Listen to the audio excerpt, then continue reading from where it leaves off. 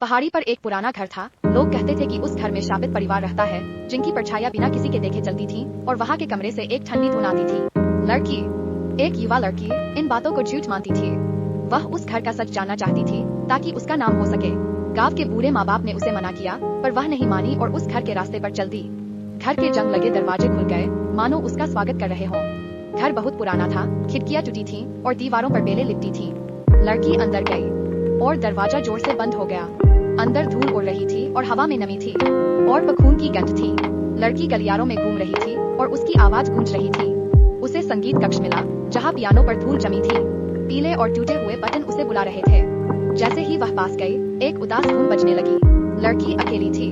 धुन तेज हो गई और परछाइयां बदलने लगी। कमरे में ठंडक बढ़ गई। लड़की ने मुड़कर देखा और दरवाजे पर एक लंबी आकृति खड़ी थी। उसका चेहरा दिख नहीं रहा था, पर उसकी नजर बहुत ठंडी थी। धुन तेज हो गई और आकृति लड़की की ओर बढ़ी। एलारा पीछे हटी, पर बोल नहीं पाई। आकृति का हाथ उसके चेहरे तक पहुंचा और लड़की ने उसकी झलक देखी। उसकी त्वचा पतली थी और आंखें खाली और डरावनी थी। उसके गाल पर धूल में एक आंसू का निशान था।